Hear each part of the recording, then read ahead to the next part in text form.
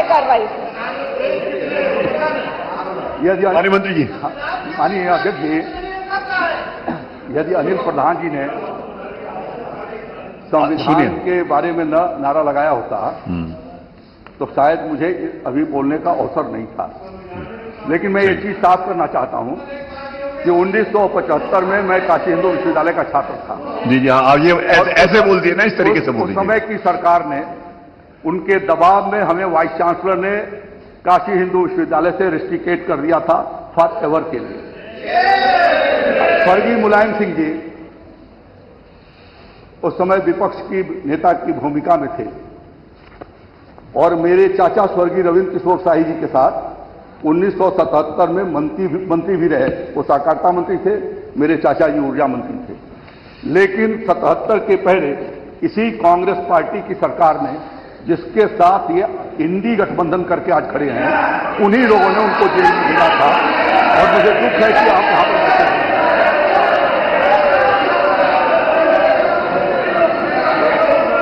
आप उत्तर पे आ जाइए। अब मैं आता हूं जय जवान। आप उत्तर पे आ जाइए। अब मैं आता हूं जय जवान पर।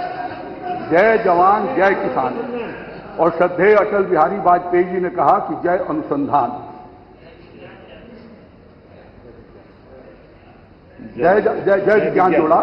और आदरणीय प्रधानमंत्री मोदी जी ने किसानों के आमदनी को बढ़ाए जाने की दृष्टि से फसलों को उन्नतशील बीज मिल सके, इसके लिए अनुसंधान की बात किया। तो जय जवान जय किसान जय विज्ञान और जय अनुसंधान। विज्ञान और अनुसंधान को जोड़ने का काम हमारे प्रधानमंत्री स्वर्गीय अटल बिहारी वाजपेयी जी ने और वर्तमान प्रधानमंत्री आदरणीय नरेंद्र मोदी जी ने किया है। अब मैं बताता हूं। अब उत्तर पे आ जाइए। अब आपने जो प्रश्न किया डॉक्टर स्वामीनाथन कमेटी की रिपोर्ट, यद्यपि इस प्रश्न से वो मूल प्रश्न से नहीं है, लेकिन ये बताना चाहता हूं कि डॉक्टर स्वामीनाथन कमेटी को गठन करने का काम श्रद्धेय अटल बिहारी वाजपेयी ने किया था। और 2006 में यूपीए की सरकार आ गई और उस समय आदरणीय मनमोहन सिंह जी प्रधानमंत्री थे। 2006 से लेकर के 2014 तक स्वामीनाथन कमेटी की रिपोर्ट कूड़े में डाली गई और उस पर धूल जमा हुआ, जिसके साथ आप बैठे हुए हैं। स्वामीनाथन कमेटी की रिपोर्ट को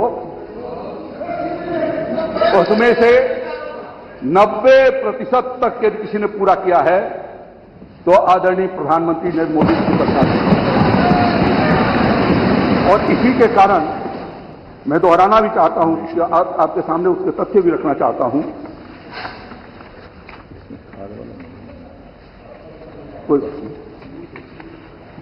हम लोगों ने जो प्रयास किया, जब आदरणीय प्रधानमंत्री नरेंद्र मोदी सरकार में आए थे और उसके पहले जो यूपीए की सरकार थी, यूपीए की सरकार में एमएसपी धान की थी 1310 रुपए 2013-14 में और गेहूं की एमएसपी थी 1400 रुपए। मोदी जी ने जो एमएसपी तय किया वह मोदी जी ने, हाँ बता रहा हूं, आपने पूछा, आपने पूछा, जवाब दीजिए, जवाब दीजिए। ऐसे नहीं, ये तरीका ठीक नहीं है। ए श्रीमान अनिल कुमार, ये नहीं, आपको मैं बाहर निकाल दूंगा। मैं आपको बाहर निकाल दूं। नहीं, मैं आपको बाहर निकाल दूं। मैं इनको इंगित करता हूं, बाहर निकाल दूं। अनिल प्रधान को इंगित करता हूं। ये तरीका आपको बात करने का? ऐसे बात क्या आप करें? इनको मैं इंगित करता हूं, इनको बाहर निकाल दीजिए। चलिए बाहर चलिए। ये तरीका बात करने का? ऐसे बात करेंगे आप विधानसभा में किसी के साथ?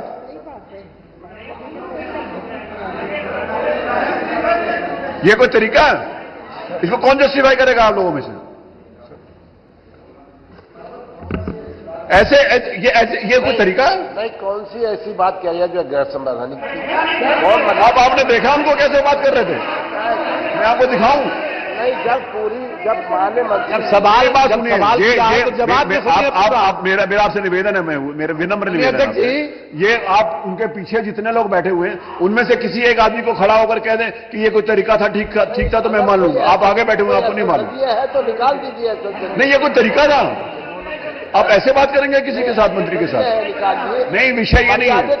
आपने माननीय महबूब जी, आप गलत को जस्टिफाई नहीं करिए, मेरा आपसे निवेदन है।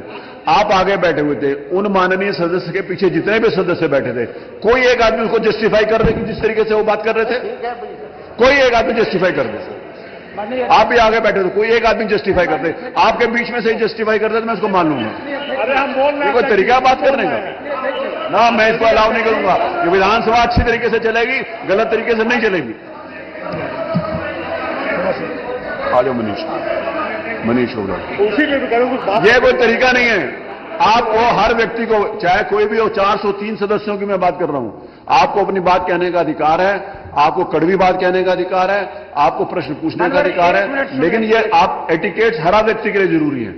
ये कोई खेल का मैदान नहीं है कि आप किस तरीके से और जिस तरीके से उन्होंने बात करी है, एक आदमी जस्टिफाई कर दे पीछे से तो मैं मान लूंगा कि मैं गलत कह रहा हूं। माननीय अध्यक्ष जी, बच्चा है पहली बार आया, बच्चा तो कब तक बच्चा रहेगा? और से चुन कर आए अभी बच्चा, उसका जो है आपकी सेहत के लिए भी अच्छा नहीं है। अगला प्रश्न लेते हैं। मान्यवर प्रश्न संख्या 3, मोहम्मद फहीम इरफान। बुलवा लीजिए सर, आप गुस्सा मत करिए। माननीय अध्यक्ष जी, आपका दिल बहुत बड़ा है सर। नहीं, मेरा दिल बहुत बड़ा है, लेकिन विधानसभा ऐसे चलेगी क्या? गलती करते हैं, बड़े माफ करते हैं। मैं बहुत मेहनत कर रहा हूं, मेरा निवेदन सुन लीजिए, मैं बहुत मेहनत कर रहा हूं उत्तर प्रदेश की विधानसभा का परसेप्शन बदलने के लिए। सर आप बिल्कुल सही है, मेरा उसमें कोई व्यक्तिगत लाभ नफा नुकसान नहीं है। मान्यवर अपना भी तो ख्याल रखें सर, इसका दूर दिए और थोड़ा मुस्कुरा उनको बुला लीजिए, लेकिन आगे से अगर कोई सिफारिश करेगा तो मैं उसको भी कह दूंगा सदन छोड़ने के लिए। मोहम्मद फहीम इरफान। आगे से तो माननीय अध्यक्ष जी, आपने मुझे एक बहुत महत्वपूर्ण सवाल, अलम बदी साहब जो बात खड़े होकर कह देंगे वो मान ली जाएगी, लेकिन उनको पता भी होना चाहिए कि मैंने ये बात कही है। माननीय अध्यक्ष, आप अध्यक्ष है, सबसे सुप्रीम है, तरीकों को उल्लंघन तो बहुत होते हैं, सबको आप माफ करते हैं, इसको भी माफ कर दीजिए। कर दिया लेकिन आगे से गलती नहीं। अगला प्रश्न ले लिया।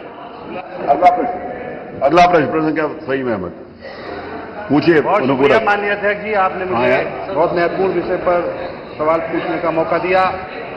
हमारे बीच में हमारे छोटे भाई जो हमारे साथ ही विधायक थे, आज सांसद के रूप में हमारे लॉबी में बैठे हैं, मैं उनका भी स्वागत करता हूं, खैर मकदम करता हूं, उनको उज्जवल भविष्य की कामना करता हूं। माननीय अध्यक्ष जी, मेरे इस प्रश्न को पूछने का उद्देश्य है आलू किसानों की समस्याओं को उजागर करने के साथ ही सरकार द्वारा उनके निदान हेतु किए जा रहे प्रयासों की जानकारी सदन के पटल पर लाना था।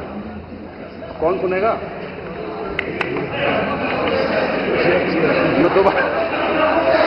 वो वाला शेर सुनाऊं क्या जिन्होंने सुनाया था? आज इतनी बहस से नहीं बैखाले में।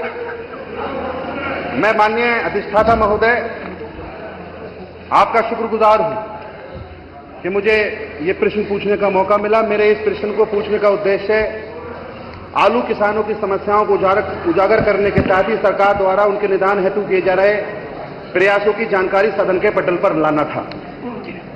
अध्यक्ष जी, आलू किसानों की हाल किसी से छिपा हुआ नहीं है, क्योंकि आलू गन्ने के बाद एक बहुत बड़ी खेती है जो किसानों को बहुत तकलीफ पहुंचाती है और उस खेती से किसान बहुत आगे बढ़ सकते हैं। आलू उत्पादन की लागत प्रतिवर्ष बढ़ रही है अध्यक्ष जी, अधिष्ठाता महोदय, प्रदेश में आलू की। तो विधानसभा की कार्यवाही सुचारू चल रही है।